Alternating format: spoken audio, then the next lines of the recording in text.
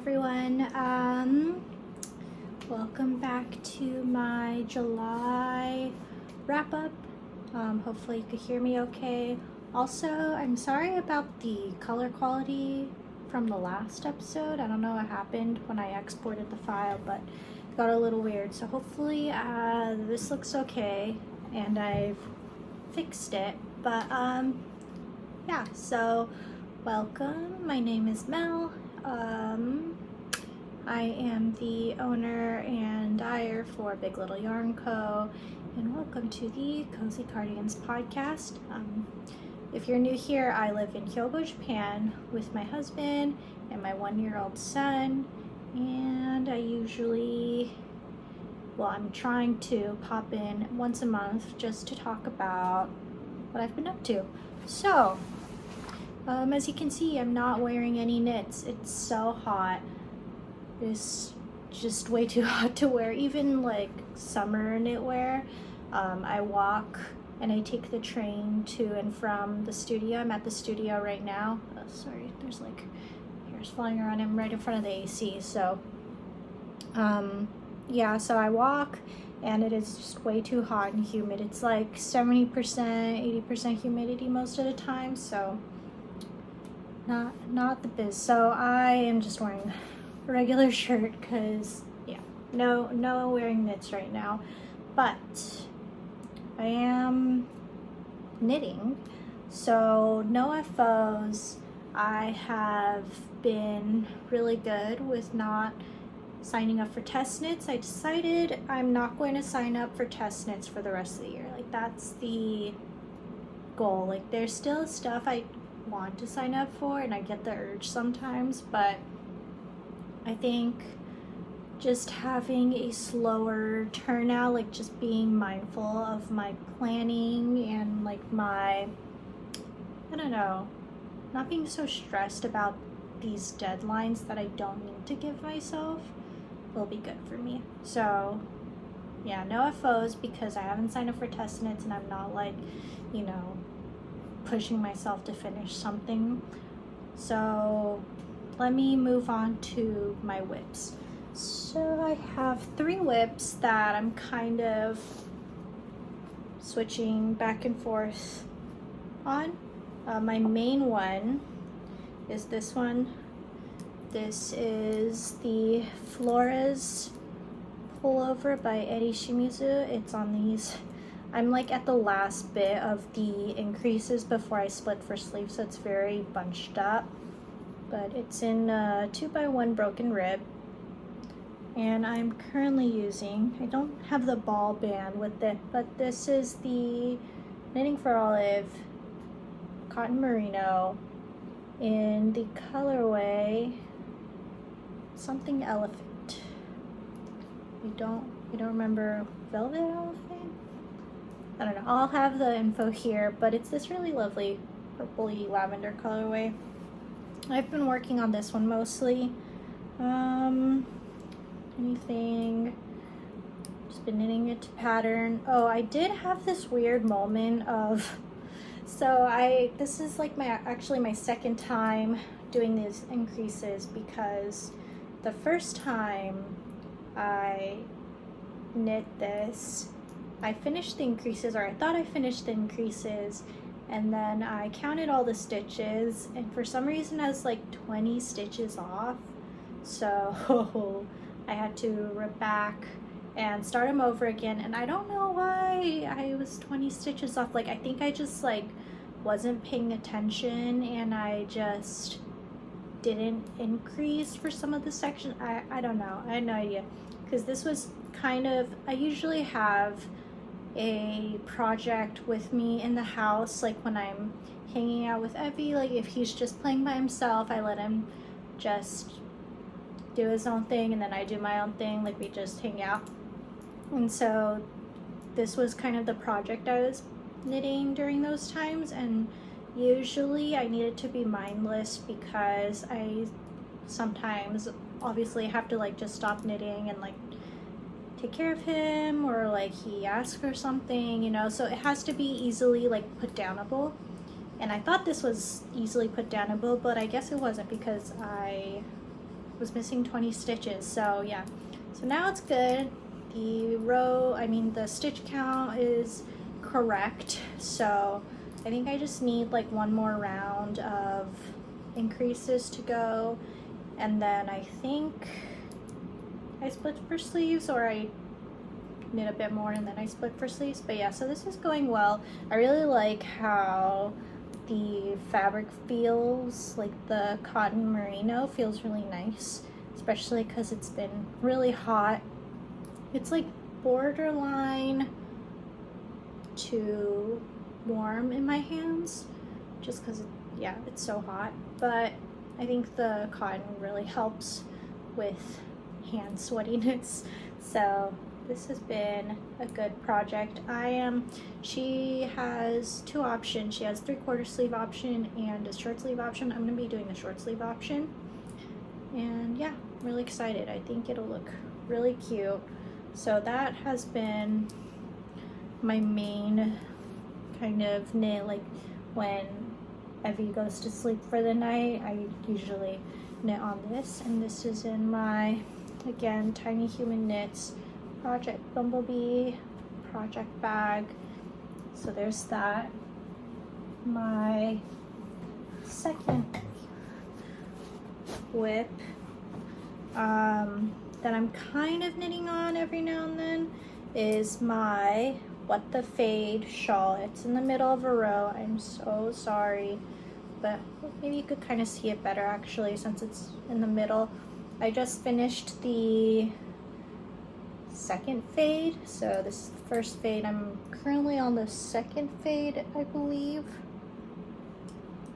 I think, yeah, I transitioned to the third or the fourth, no, the fifth and sixth colorways. So how should I show this? So this is the front and this is the back.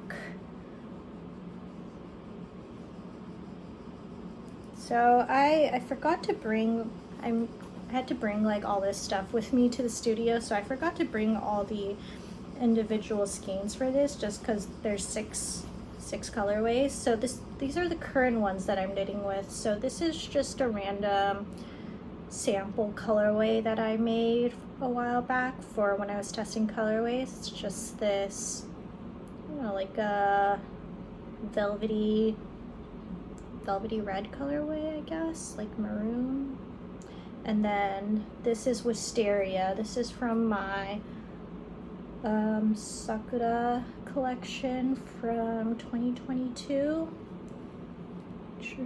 Sorry, the ball is so messy. It's just this, I think I've been working on this project since 2022, so the balls of yarn are quite messy.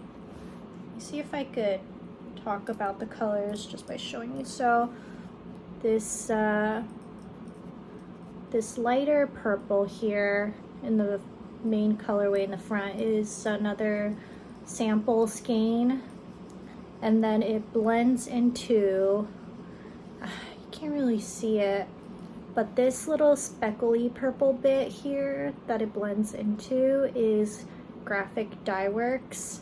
I forget the colorway name, so I'll put it up on the screen. And then now this main lighter, even lighter purple is the Wisteria colorway. And then if you look in the back, this purple bit is, oh shoot, maybe I have it written down. Oh no, I think I have it written down somewhere else. But I'm so sorry, I forget the dyer's name, but I'll put all the info here. But this is a one-of-a-kind purple colorway. It's a Japanese yarn dyer. And then the red and purpley variegated bit here is from my custom colorway for Woolen Honey from back in 2021. It's the Sunset in Lake Leenau, I think is what it was called. It was quite a long time ago, but I was holding on to that skein for a really long time. It was like one of the first, I think it's the only time I've ever no, that's a lie. That's my first time I made like a custom color for a yarn shop specifically. So I held on to the skein and it worked really well with the fade. And then I don't know if you could see, but the current, like this color is on the top. So hopefully that makes sense. Sorry, I don't have the individual balls of yarn, but once I finish the section with the current section I'm in for the brioche, it'll switch into we call it garter stitch section, and it makes this really nice fun shawl. And yeah, it's been in the works for a year now, but I finally just kind of decided to work on it again. You know, it was just one of those things where I cast it on in the heat of the moment because I saw the fade. So it's a 6 skein, it requires a 6 skein fade. So I saw that fade back in 2022 and I knew that I wanted it to be in a shawl, and I just cast it on, and so now hopefully I'll finish it maybe by the end of the year. I'm not in a rush. Oh, and this is in a project bag by the Love Stitch Tiara with the Love Stitch, and I don't know if you could see, but it's got these fun little gnomes, elves, fairies, yeah, fairies, guardian little fairy fabric. So that's that. And then the last whip I have, so I have more than these 3 whips, but these are the 3 that I'm consistently working on. So for this last whip, I am using the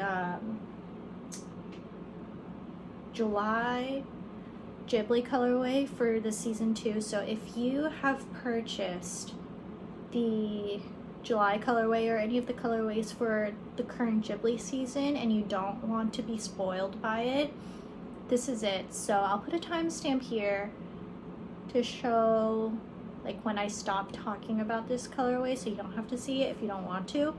But just so you know, if you want to be spoiled and you don't mind, feel free to stay. But this is using the July Kiki's Delivery Service colorway for the Ghibli Club that I'm doing. The August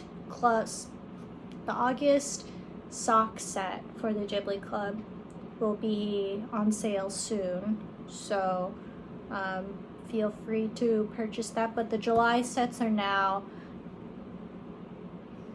unavailable because it's the end of July.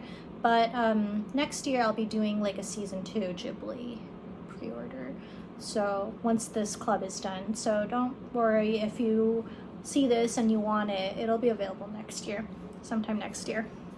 Anyways, so I think I have skein somewhere. Hold on, let me grab a skein really quick.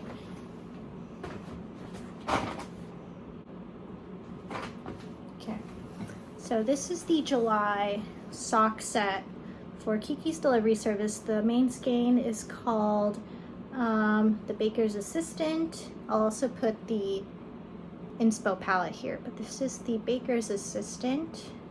It's got, I love the speckles. I wanted it to be like a nostalgic, kind of cozy, veering into autumnal colorway because I am ready for autumn. But it's got these lovely speckles. It's like browns, greens, and blues. And then this is the contrasting tonal. So this is called Pang, which is bread. And then I know it's like really dark brown, but I was thinking bread as in like crusty dark bread, and I think it looks really good together. So yeah, so Pang, which is bread in Japanese, and then the Baker's Assistant. So anyways, so this is the July set. This here. So that's the July set, and when I created that colorway, I was like, oh, I need to make something with it. So I balled it up. This is it in ball form. And I'm currently knitting my gosh, I'm in the middle of a row again. Sorry. So this is what I knit for when I'm taking care of Evie, and I just need to put something that's, or knit something that's easily put downable. So this is what it looks like knits up. It's just like my own little recipe. I'm just making like a garter stitch shawl. So I'm pretty much just increasing on this side, knitting, and then not doing anything on this side. Increasing every 4 rows on this side. I did like not a garter tab, I-cord cast on, and I'm doing an I-cord edging. I guess that's the wrong side, this is the right side. I-cord edging, and yeah, increasing 1 stitch every 4 rows. I'm just gonna knit this until I am down to 50 grams, so I knit half of the skein and then start to increasing for the other half, so I use up as much of the ball as I can. But I just really wanted to see what the colorway looked like knit up, because it's just such an interesting colorway, and like how I dyed it was a lot more random. Like there's no huge splotches of color. Like you could see that there's a lot of variegation here, which kind of means that when you knit in a, how should I describe this? Like if you knit as a sock, you'll probably see some color pooling, but in a garter stitch project with increases, so not every row uses the same amount of yardage, if that makes sense, since you're increasing every single row. The amount of yarn you use per row increases every single time, so that means that the color doesn't pool as much because it's not in the same place every single row, if that makes sense. So it creates this really nice kind of randomized watercolory kind of effect, which I really love. I just wanted to have something for the autumn, and also it's really easy, like if you have kids and you want something to knit on that's not a sock. I'm not a huge sock knitter, so this is perfect. So yeah, that's just my little when I'm busy kind of whip. So yeah, that's the July sock set. I really do want to make these little shawls for all the colors, though. That's like my dream, but it probably won't happen. But it's just really fun to see how each color knits up. And this is another Love Stitch project bag, by the way. Tiara chooses the best fabric. She's on hiatus right now, but this is like a little crafty fabric. But yeah, so those are all my whips. Like I don't have too much stuff I'm working on. Oh, but I do have one more whip that's not a knitting whip. Actually, it's a cross stitch whip. I've started cross stitching since you've last seen me. So this is my cross stitch whip. This is a pattern by Mama Witch Cross Stitch, which is her Instagram handle. But here it is. It's like a little bear, like a cozy bear. I love her patterns because they're all very cozy and autumnal vibey. So this bear is for Evie. Sometimes we call Evie Bear, so hence the bear. But yeah, I've just been stitching away at this. It's been really nice, actually. I've been enjoying it. I just knit like a little piece a day or a night before I start knitting, and it's going slow, obviously, but I really don't mind. I just really like I don't know, I really like it when I get into the flow. It's really nice. So I've been working on this every night. I don't really have much to say. I'm pretty new to cross stitching, so I don't really have too much to say about it other than it's been fun. So yeah, there's that. Okay, so now I have a few acquisitions. Acquisitions as in I usually after every pre-order check through the extras to see if I want anything.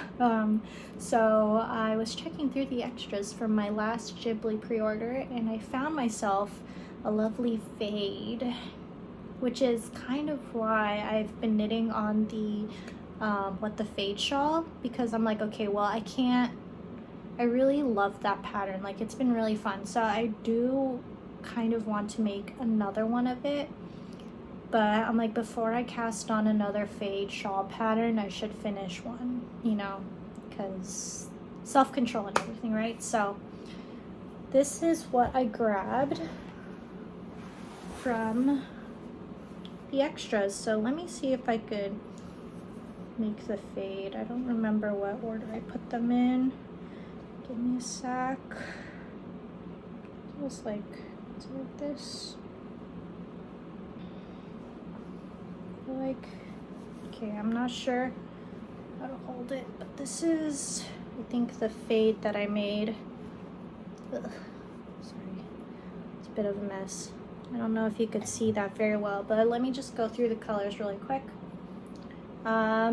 This is the Empty Restaurant from Spirited Away, and then I have Amulet, which is the tonal pairing to, okay, this is really hard, so that's the tonal pairing to The Girl Who Fell from the Sky, which is Laputa, and then Mishi Village is the tonal for this guy, but let me continue this way. So this is The Princess Who Loves Insects, which is inspired by Nausicaa. And then this is Legend of Ashitaka, which is inspired by Princess Mononoke. So, let's see if I go with it. That's kind of the fade, I think. Or I might put the, maybe this way is better. No, I like that way. Sorry. I don't remember. But anyways, this is another 6 skein fade. So I feel like it needs to be another the fade shawl, like a blue-green version. What do you think? I think it would be so good. I really want to cast on, but I'm stopping myself. But yeah, so this is like an acquisition, but I mean, it's from my own shop, so I don't know if that counts. But yeah, I love this fade. Ugh, I want to cast on so bad, but stopping myself. And then I also got a little cross-stitch book. I just got this yesterday, but it's a Frog and Toad cross-stitch book. How cute is this? So let me show you, like, let me try to not show the, okay, there it goes, because the pattern's on the other side of the page, but it's so cute. Yeah, I'm not sure what I'd make out of this. Maybe like, I'd love to have like a tote bag for myself or something. This one's super cute too. But yeah, it's just a cross-stitch book with Frog and Toad. It's adorable. I love Frog and Toad. I loved the books, so yeah, there's that. I mean, it's just a small little acquisitions. Okay. It was a really quick knitting episode. I don't have much to share because I've been really slow on the making. I hope that's okay. I've just been really trying to not pressure myself too much about it. You know, like I feel like, especially as somebody who updates on their makes frequently on social media, it's really easy to fall into the, I don't know, assumption that people want to see new things all the time, obviously, because that's what I'm seeing all the time on Instagram and on social media, a lot of new things all the time, but sometimes it's just not like that. And then sometimes it's okay to slow down. Right? So I hope you guys don't mind, but I don't think you do. You all are very kind to me about that kind of stuff. So that's all for the makes. I'm gonna move on to the books now, my little book, my review of my books, my book review, like what I've been reading for July. So if you're not interested in the book section, totally okay to peace out now. Thank you so much for watching. And sorry it's such a short episode. I hope you don't mind. But if you are here for the books as well, let's talk about them. So I read 16 books for July, which is pretty good. I don't go into my book reading as like I have to read this many books. Actually, my goal for every month is to only read 5. I just end up reading a lot more. So I just keep low expectations, especially with the baby, you know, and then if I surpass them, that's really good. So 16 books, really good, just in general anyways. How many of them are 5? Oh, 5 stars. 1, 2, 3, 4. 1, 2, 3, 4. 4 of them are 5 stars.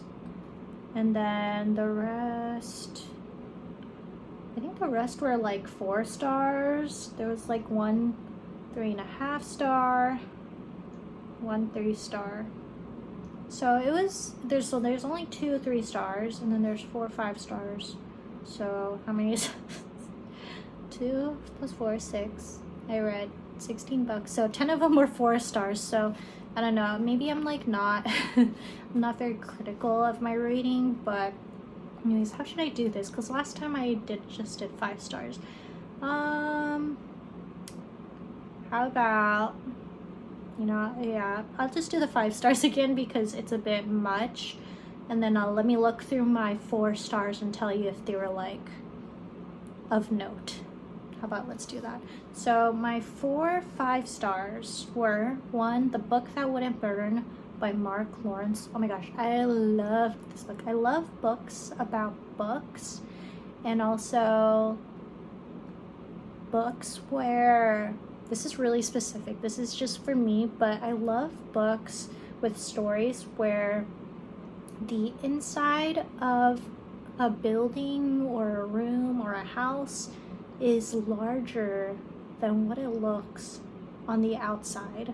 It's very specific, but all the books that I've read that feature that specific thing, I've loved. So if you know any of them, like House of Leaves, one of my favorite books, The Library at Mount Char is another one, Piranesi is another one, and then this book, The Book That Wouldn't Burn, is also another one. There's also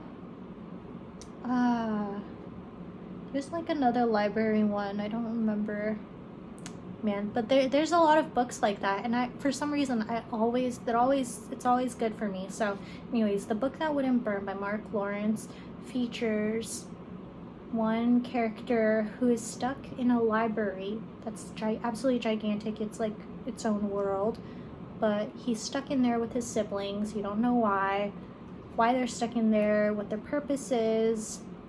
There's also another character who is a librarian, and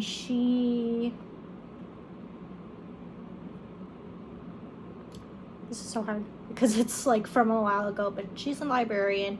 She's quirky, she's strong, she's adventurous, and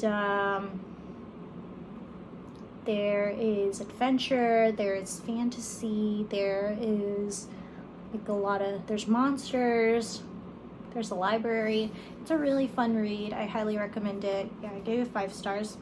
The next 5 stars I read is Slew Foot, A Tale of Bewitchery, and I actually made this my favorite July book. I have like a little, let me put the graphic here, but I have like a little favorites of the month bracket thing going on. So this was my pick for July, and it is set in brand new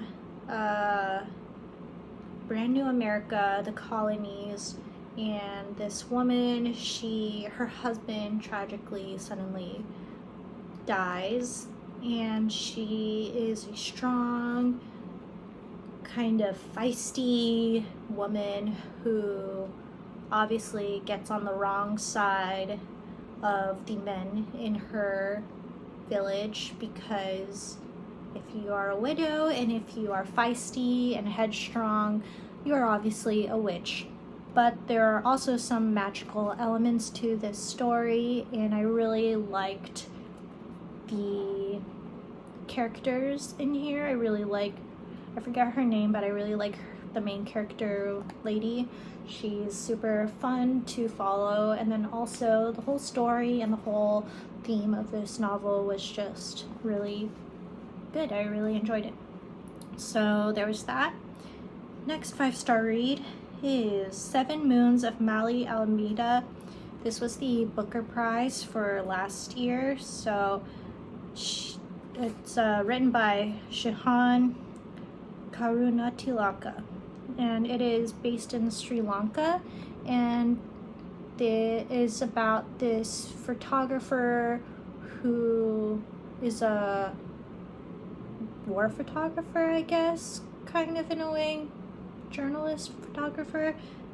He is killed, and he doesn't remember who killed him or why he was killed or how he was killed, and you're following his ghost. He has 7 moons to figure all that out, and to also release these kind of controversial photos of politicians within Sri Lanka.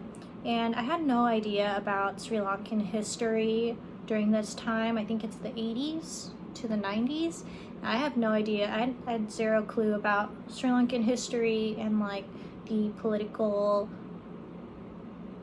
environment and political conflicts that were going on during this time. And so you learn about that, but also you learn about different Sri Lankan lore and just like life in general, and it was just really interesting. It's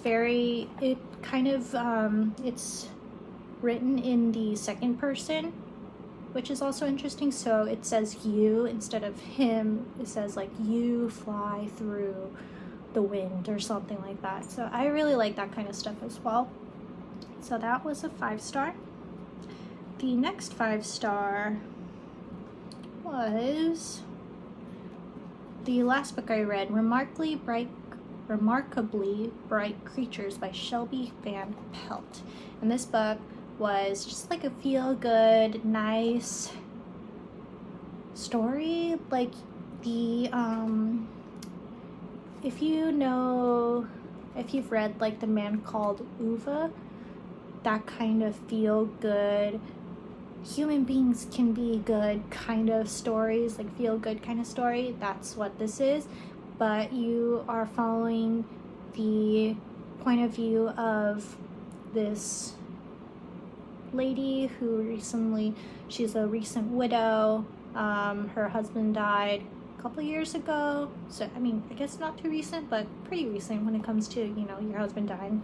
So recent widower, trying to keep busy. She works at an aquarium. She's like in her late 70s, I want to say, early 80s, and so she's just kind of being a cleaning lady at an aquarium. So you follow her point of view, trying to figure out what she's doing like during her retiring age, like what she's going to do with the rest of her life.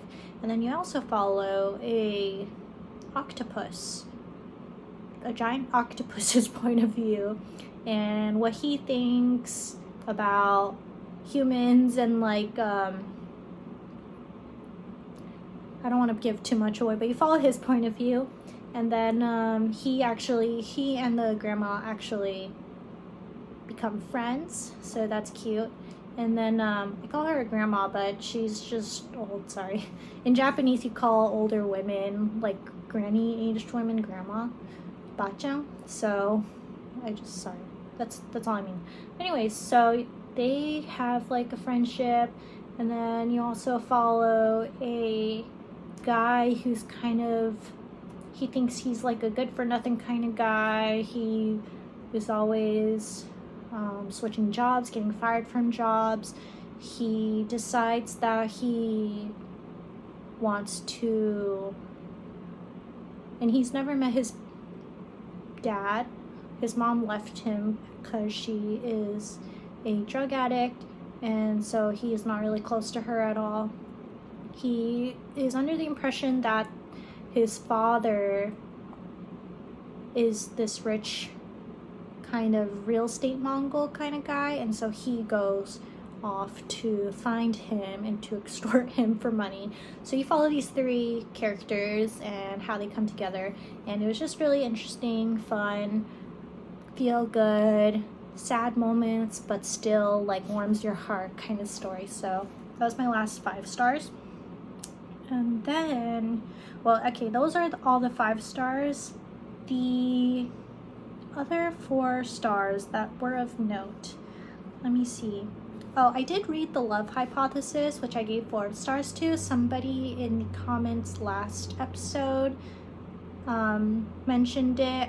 It was on my radar, and I knew it had something to do with science, so that comment kind of gave me the push to try it out. So thank you to the person who commented that.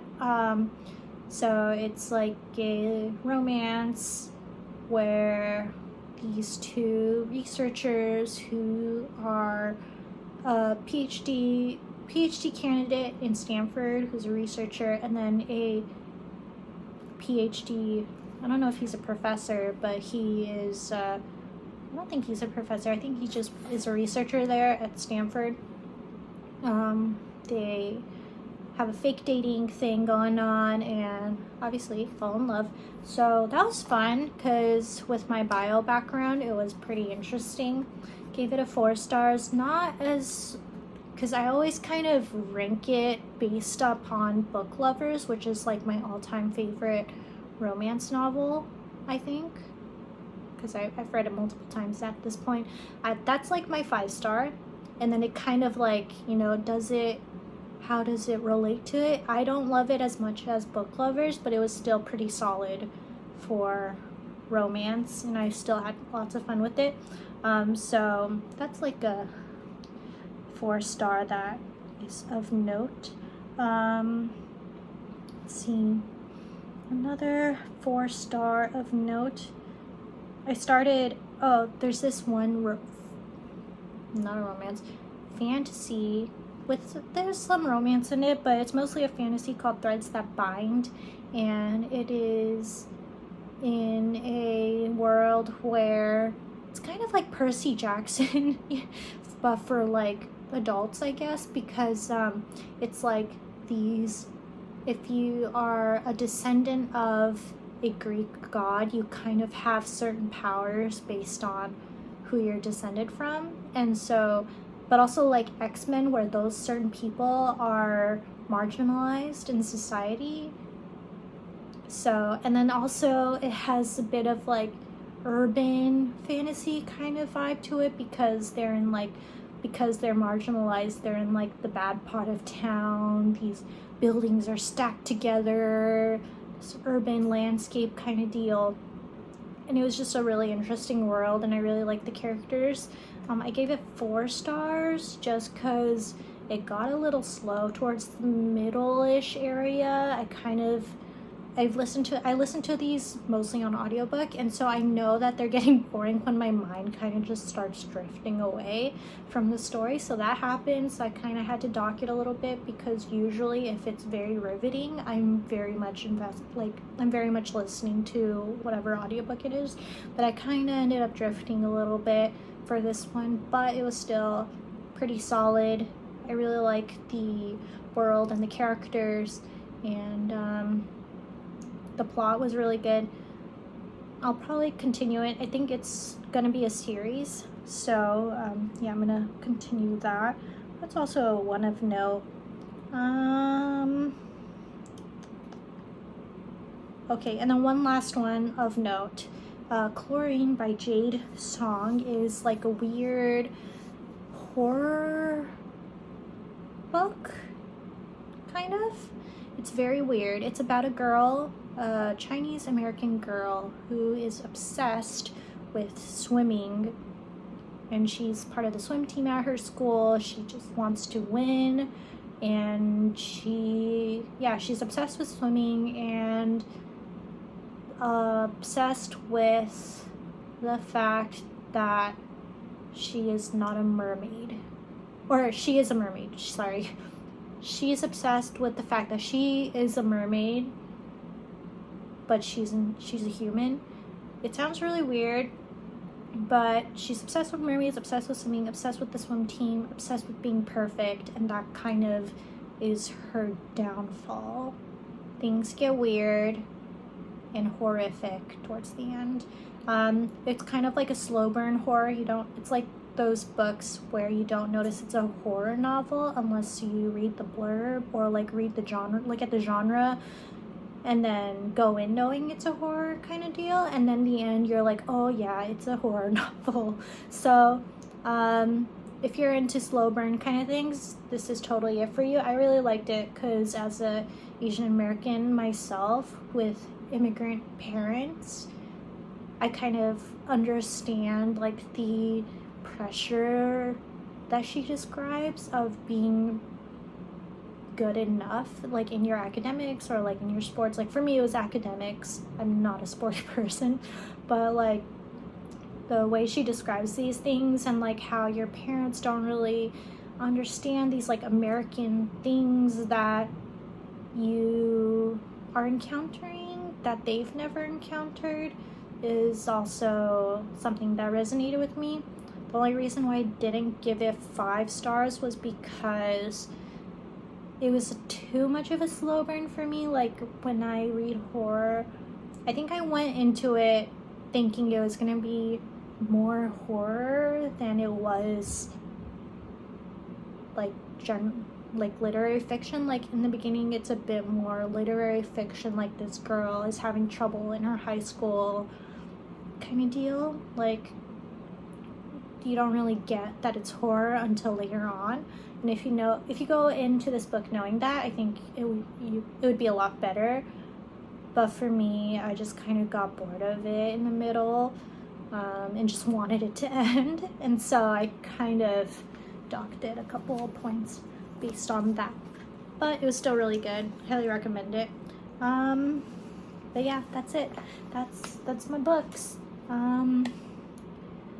Bit of a shorter episode this month. I hope you don't mind. But let me show you what I'm currently reading though. So currently reading audiobook wise is Haunting of Alejandra.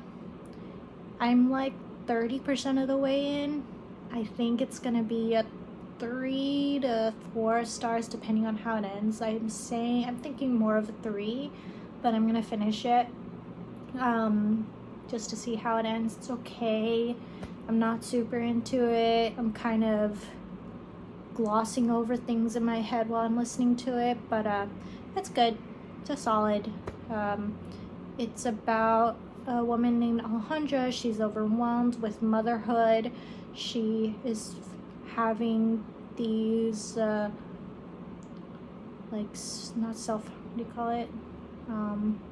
suicidal ideation type of things. Like she's having mental health issues, but also she's seeing a mysterious woman in white who might be La Llorona from Mexican folklore. Yeah, I'm not really sure where this is going, like book-wise, since I haven't finished it, so I'll let you know next month how it goes. And then I'm also reading this book. It's The Beekeeper of Aleppo, and it's about a beekeeper and his wife who flees from Syria. I think, yeah, they're in Britain. They flee from Syria and end up in Britain, and he's kind of recounting his journey, escaping from his homeland and being a refugee in Britain. It's really good. I like to tab things, so I had some tabs. The food descriptions and the honey description, it's like so. This book makes me really hungry, so I read it while I eat. lunch here at the studio, and it makes me really hungry when he talks about food in this novel. And it also like makes me really want to keep bees, even though I'm deathly afraid of getting stung. I just feel like bees are my best friend now. So yeah, I highly recommend this one. I think this will be 4 to 5 stars depending on how it goes. I've only read this much, so I still have quite a bit to go.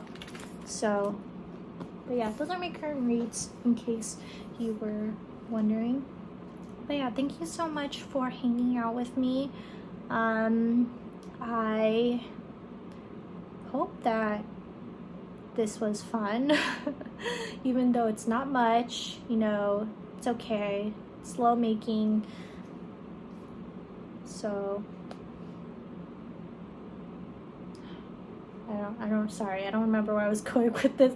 I'm just kind of out of it today, but hopefully it was okay. Yeah, I'm not making as much, but I'm trying to be intentional with the things that I create with, especially because I have very limited time on my hands. My most recent update, the spooky summer update, was super successful. I thought that it was only gonna, I thought that I would be able to keep it open for 6 hours, but the shop, I had to close it within like 3 or 4 because you all supported me so much. I significantly cut down my dyeing for this update just because I really wanted to be able to spend time with my family this time around. I've been working like 5 or 6 days a week since like March, so I miss out a lot on my son's everyday life, you know, like Tim takes care of him every single day, which is amazing. Like, he's the best dad and also best husband because he takes care of every single day. Whenever I'm here, he's with him at home or hanging out or whatever. But I want to do that too, so hopefully this gives me a chance to just hang out with him a lot more the coming couple of months. And yeah, thank you so much for understanding and like being really cool about the fact that I had to close the shop so early. So yeah, thank you so much. I will see you next month. Hopefully I have a FO by then, maybe the Flores Pullover. But yeah, let me know what you've been up to, what you've been knitting, crocheting, cross-stitching, if you have any book updates, if you've read any of the books that I've read or are interested in reading what I've read, like let me know. I really love reading all of your comments. Like I read every single comment, I just don't really have time to respond to everything, so just let me know what you think. And thank you for watching, and please stay safe and cool or warm depending on where you are. But yeah, I'll see you soon. Bye.